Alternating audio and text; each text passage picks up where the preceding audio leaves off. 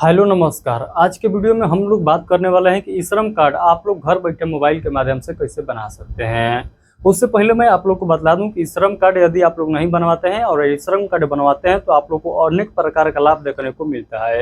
यानी ई श्रम कार्ड से आप सभी को बहुत ऐसे लाभ है जो आप लोग को डायरेक्ट दिया जाता है, और जो लोग ई श्रम कार्ड नहीं बनवाएंगे वो बहुत जो है बाद में पछताने वाले हैं।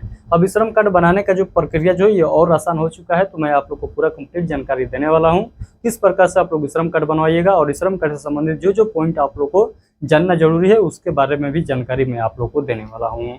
तो बस आप लोगों से एक ही रिक्वेस्ट रहेगा कि इस वीडियो को शुरू से लेकर एंड तक आप लोग स्टेप बाय स्टेप देखते चलिएगा। जिस प्रकार से मैं बतलाऊंगा उसी नियम को फॉलो करके अपना जो है श्रम कार्ड बनाना है, और श्रम कार्ड से संबंधित जो मैं पॉइंट आप लोग को बतलाऊंगा उसको आप लोग को ध्यान से समझना है, क्योंकि श्रम कार्ड एक ऐसा है जिसको आप लोग को भविष्य में चलकर बहुत ज़्यादा लाभ देखने को मिलेगा। यानी इसके तहत आप लोग बहुत ज़्यादा लाभ प्राप्त कर सकते हैं। किसके तहत? तो श्रम कार्ड के तहत। तो श्रम कार्ड आपके पास होना जरूरी है। तो कैसे आप लोग श्रम कार्ड बनाइएगा उसको तो बतलाऊंगा, साथ में आप लोग को सबसे पहले ये बतलाऊंगा कि श्रम कार्ड बनाने से आप लोग को क्या क्या फायदा होने वाला है। तो सबसे पहले देखिएगा यहाँ पर लिखा गया है, भारत सरकार द्वारा असंगठित क्षेत्र में कार्य कर रहे मजदूरों और श्रमिकों की सामाजिक और आर्थिक सुरक्षा सुनिश्चित करने के लिए श्रम कार्ड योजना की शुरुआत की गई है। इस योजना के अंतर्गत न केवल श्रमिकों को 2 लाख तक का दुर्घटना बीमा मिलेगा, बल्कि 60 वर्ष की आयु के बाद उन्हें हर महीने 3000 की पेंशन का लाभ भी दिया जाएगा। यहाँ पर देख सकते हैं, यदि आप लोग कहीं पर काम करते हैं, कहीं मजदूरी करते हैं, बाई चांस आप लोग का जो है वहाँ पर एक्सीडेंट हो जाता है, डेथ हो जाता है, तो उस कंडीशन में आप लोग का जो है यहाँ पर दुर्घटना बीमा 2 लाख का इस कार्ड के माध्यम से आप लोग को मिलेगा।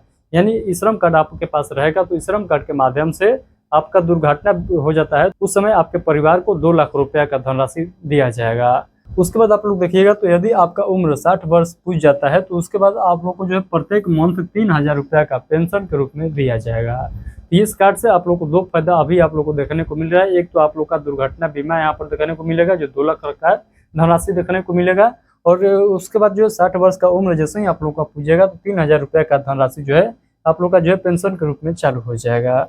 उसके बाद हम लोग बात कर लेते हैं ई श्रम कार्ड 2025 में ऑनलाइन रजिस्ट्रेशन बहुत ही सरल तरीके से आप लोग जो है अपने मोबाइल के माध्यम से या लैपटॉप के माध्यम से घर बैठकर कर सकते हैं। तो मैं पूरा जानकारी आप लोग को देने वाला हूं, तो बस आप लोग इस वीडियो को पूरे एंड तक जरूर देखिएगा। किस प्रकार से आप लोग को बनाना है, किस प्रकार से जो है आप लोग को नहीं बनाना है, सभी पॉइंट मैं आप लोग को समझाने वाला हूँ। तो अब आइए हम लोग बात कर लेते हैं। ई श्रम कार्ड भारत सरकार ने श्रम और रोजगार मंत्रालय द्वारा जारी एक यूनिक पहचान पत्र है, जिसे असंगठित क्षेत्र में कार्य कर रहे श्रमिकों के लिए बनाया गया है। इसका मुख्य उद्देश्य है मजदूरों की पहचान को राष्ट्रीय स्तर पर एकीकृत करना और उन्हें केंद्र सरकार की विभिन्न सामाजिक सुरक्षा योजनाओं से जोड़ना। तो ये जो है इसका जो है इसके पीछे का मेन रीजन है जो आप लोगों को बताया गया है कि क्यों जो है इसको बनाया जा रहा है, आखिर मजदूरों के लिए क्यों ये श्रम कार्ड बनाया जा रहा है, ई श्रम कार्ड बनाया जा रहा है। तो होप कि अब आप लोगों को समझ में आ चुका है कि श्रम कार्ड क्यों बनाया जा रहा है मजदूरों के लिए खासकर। इस श्रम कार्ड बनवाने के कई फायदे हैं, जिसमें से कुछ प्रमुख लाभ नीचे दिए गए हैं। तो आप लोग समझिएगा, इस श्रम कार्ड यदि बनवाते हैं तो इसका लाभ आप लोग को क्या होने वाला है। तो सबसे पहले आप लोग समझिएगा, सबसे पहले तो 2 लाख का आप लोग का जो है दुर्घटना बीमा होगा। दुर्घटना में मृत्यु या पूर्ण विकलांग की स्थिति में 2 लाख रुपये का, आंशिक विकलांगता की स्थिति में 1 लाख की सहायता राशि दी जाएगी।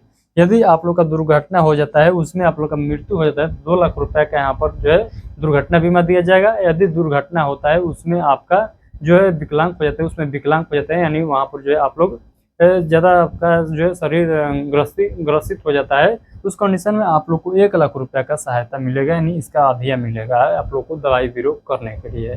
तो होप ये पॉइंट आप लोग को समझ में आ चुका है। तो पहला फायदा आप लोग को यही है कि आप लोग का जो है दुर्घटना बीमा जो है यहाँ पर इनेबल हो जाता है, यानी 2 लाख का दुर्घटना बीमा यहाँ पर आप लोग को देखने को मिलेगा।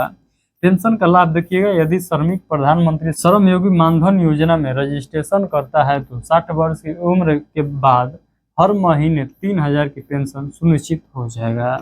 तीसरा फायदा देखिएगा, सरकारी योजनाओं में प्राथमिकता अन्य सामाजिक सुरक्षा योजनाओं जैसे कि प्रधानमंत्री सुरक्षा बीमा योजना, अटल पेंशन योजना आदि में प्राथमिकता मिलेगा इस कार्ड के माध्यम से। सहयोग की तीसरा फायदा भी आप लोग को समझ में आ चुका है। चौथा फायदा देखिएगा, तो राष्ट्रीय डेटाबेस में नाम जुड़ना यानी इससे सरकार को सभी असंगठित श्रमिकों की जानकारी मिलती है और किसी आपदा के समय राहत सहायता आसानी से प्रदान की जा सकती है। मान लीजिए कोई जो है हमारे देश पर विकट आ जाता है, कोई आपदा आ जाता है, तो उस कंडीशन में श्रम कार्ड के माध्यम से यानी इस श्रम कार्ड के माध्यम से आप लोग तक सहायता भी पहुंचाया जाएगा। तो इसका उदाहरण आप लोग देख सकते हैं, कोरोना काल जैसे ही स्टार्ट हुआ था उसमें आप लोग राशन देखे होंगे, राशन को दोगुना कर दिया गया था और बिल्कुल मुफ्त पर दिया जा रहा था। तो वैसा ही यानी राशन कार्ड के जैसा ही यदि कोई विपद आता है तो इस श्रम कार्ड के माध्यम से हो सकता है कि सरकार आप लोग को डायरेक्ट जो है पैसा दे अपने जीवन यापन करने के लिए। तो यहाँ पर भी ये फायदा होने वाला है। आप सभी लोग जो भी मजदूर हैं, जो भी भारतीय मजदूर हैं, सभी लोग एक बार जरूर बना लेंगे इस श्रम कार्ड, क्योंकि इससे बहुत ज़्यादा आप लोग को फायदा होने वाला है। आइए हम लोग और आगे बात कर लेते हैं, इस श्रम कार्ड से संबंधित पॉइंट को देख लेते हैं। यहाँ पर देखिएगा लिखा गया है, इस श्रम कार्ड बनवाने के लिए कुछ मुख्य शर्तें जिन्हें पूरा करना जरूरी है। तो यहाँ पर शर्त भी रखा गया है इस श्रम कार्ड बनवाने के लिए। पहला है कि आवेदक भारत का नागरिक होना चाहिए। दूसरा शर्त है वो असंगठित क्षेत्र में कार्यरत होना चाहिए। उसके बाद यहाँ पर देखिएगा, यदि आप लोग का उम्र 18 वर्ष से लेकर 59 वर्ष के बीच है तब जो है आप लोग इसका फॉर्म भर सकते हैं, यानी श्रम कार्ड बनवा सकते हैं। उसके बाद देखिएगा तो यहाँ पर लिखा गया है आवेदक का EPFO या ESIC का सदस्य नहीं होना चाहिए। उसके बाद अगला पॉइंट लिखा गया है आधार कार्ड से मोबाइल नंबर लिंक होना चाहिए। यदि इतना नियम, इतना शर्त आप लोग पालन करते हैं तो आप लोग श्रम कार्ड बनवा सकते हैं। यदि कोई भी आप लोग को जो है इस नियम के विरुद्ध जाता है तो आप लोग नहीं बनवा पाएंगे इस श्रम कार्ड। तो ये भी बात आप लोग को ध्यान रखना है। उसके बाद हम लोग बात कर लेते हैं, अगर आप ऑनलाइन आवेदन करना चाहते हैं तो इन दस्तावेजों को जरूरत पड़ने वाला है। कौन कौन दस्तावेजों को आप लोग को जरूरत पड़ने वाला है, ध्यान से समझिएगा। सबसे पहले तो आधार कार्ड का जरूरत पड़ने वाला है और आधार कार्ड में मोबाइल नंबर लिंक होना चाहिए क्योंकि OTP वेरीफाई होगा। उसके बाद बैंक पासबुक लगने वाला है और वहाँ पर जो है IFSC कोड जो है सहित आप लोग को देना होगा, यानी मेंशन IFSC कोड भी होना चाहिए जो आप लोग बैंक का पासबुक दीजिएगा। उसके बाद पासपोर्ट साइज फोटो आप लोग को देना होगा और मोबाइल नंबर पर जो आधार से लिंक हो वो मोबाइल नंबर भी आप लोग को लेकर जाना होगा। इस श्रम कार्ड बनवाइएगा या आपने खुद से बनाइएगा तो जो है मोबाइल आपके पास होना चाहिए जो आधार कार्ड से लिंक है। इन सभी दस्तावेजों को स्कैन करके आपको ऑनलाइन आवेदन प्रक्रिया के दौरान अपलोड भी करना होगा, यानी ये जो दस्तावेज है इसको आप लोग को अपलोड भी करना है। ये बात भी आप लोग को ध्यान रखना है। तो चलिए यहाँ से मैं आप लोग को बताता हूँ कि किस प्रकार से आप लोग अप्लाई करिएगा इस श्रम कार्ड अपने मोबाइल के माध्यम से या अपने PC के माध्यम से। तो एक पॉइंट आप लोग ध्यान से समझिएगा, जो मैं आप लोगों को प्रक्रिया बता रहा हूँ सेम टू सेम आप लोग को उसी प्रकार से क्या करना है, फॉलो करते चलना है, आपका श्रम कार्ड बन जाएगा। तो सबसे पहले आप लोग को क्या करना होगा, आधिकारिक पोर्टल पर जाना होगा। सबसे पहले आपको इस श्रम की आधिकारिक वेबसाइट, यानी यहाँ पर देख सकते हैं आधिकारिक वेबसाइट का लिंक यहाँ पर दिया गया है, यानी आप लोग को क्या लिखना होगा, isram.government.in लिखिएगा गूगल पर जाकर, तो इसका ऑफिशियल वेबसाइट खुलकर आ जाएगा। उसका ऑफिशियल वेबसाइट खोलिएगा, यानी लिंक जो दिखाई देगा फर्स्ट में उसको खोलिएगा। कुछ इस प्रकार से खुलकर आप लोग को होम पेज दिखाई देगा, तब समझ लीजिएगा कि नहीं हम जो है इस श्रम कार्ड के ऑफिशियल वेबसाइट पर आ चुके हैं। उसके बाद सेकंड स्टेप पर आप लोग को क्या करना होगा, सेकंड स्टेप आप लोग देखिएगा तो सेल्फ रजिस्ट्रेशन वाले ऑप्शन पर आप लोग को क्लिक करना होगा, यानी सेल्फ रजिस्ट्रेशन वाले ऑप्शन एक दिखाई देगा यहाँ पर, उस पर आप लोग को क्लिक करना होगा। उस पर जैसे ही क्लिक करिएगा तो होम पेज पर रजिस्ट्रेशन ऑन इस श्रम का विकल्प दिखाई देगा, उस पर आप लोग को क्लिक करना होगा। उसके बाद जो है आप लोग को क्या करना होगा, आधार से जुड़ा मोबाइल नंबर दर्ज करना होगा। उसके बाद अब एक नया पेज खुलेगा जिसमें आपको अपना आधार से लिंक मोबाइल नंबर और जो है कैप्चा कोड भरना होगा। उसके बाद जो है क्या करना है, OTP सत्यापन पर क्लिक कर देना है, OTP वेरीफाई वाले ऑप्शन पर क्लिक कर देना है। जैसे ही क्लिक करिएगा तो आपके नंबर पर OTP जाएगा, उस OTP को दर्ज करके यहाँ पर आप लोग को वेरीफाई कर लेना है। वेरीफाई करिएगा तो आप लोग को जो है अगले स्टेप पर ले जाएगा। अगला स्टेप पर आप लोग को समझना है अगला स्टेप क्या होने वाला है, तो अगला स्टेप आप लोग ध्यान से समझिएगा। अगला स्टेप यानी 5 नंबर पर जो होगा ये KYC प्रक्रिया पूरा करेगा, यानी अब आप लोग का जो है आधार वेरिफिकेशन के लिए KYC प्रक्रिया करनी होगी। इसके बाद आपका आधार कार्ड वेरीफाइड हो जाएगा। उसके बाद अगला जो स्टेप है इसमें आप लोग को व्यक्तिगत जानकारी भरना होगा, यानी इसके बाद आवेदन फार्म खुलेगा जिसमें आपको अपनी व्यक्तिगत जानकारी जैसे नाम, पता, जन्मतिथि, व्यवसाय आदि भरनी होगी, यानी जो आप लोगों से पूछा जाएगा उसको आप लोग को दर्ज करना होगा। उसके बाद 7 नंबर पर देखिएगा तो आपको अपने बैंक खाते की जानकारी जैसे खाता संख्या, IFSC कोड को दर्ज करना होगा। उसके बाद 8 नंबर पर देखिएगा तो फार्म भरने के बाद मांगे गए डॉक्यूमेंट्स को स्कैन करके अपलोड करना होगा। उसके बाद 9 नंबर पर देखिएगा तो फॉर्म पूरा भरने के बाद सबमिट बटन पर क्लिक करें।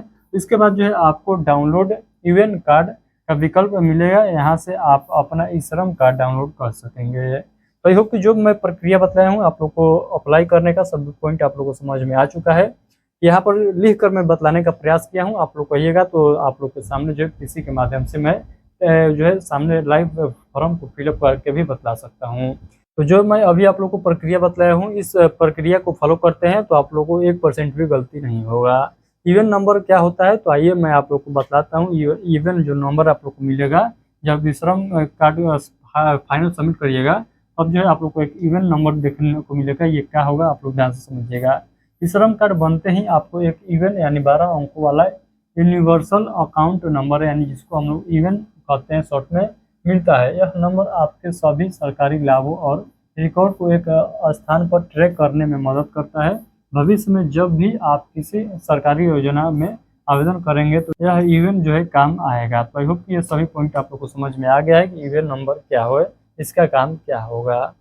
उसके बाद हम लोग बात कर लेते हैं जो है इसको बनाने में कोई शुल्क लगता है कि नहीं। तो यहाँ पर मैं आप लोग को बतला दूं, नहीं, इस श्रम कार्ड बनाने के लिए आप लोगों को कोई शुल्क देने की जरूरत नहीं है।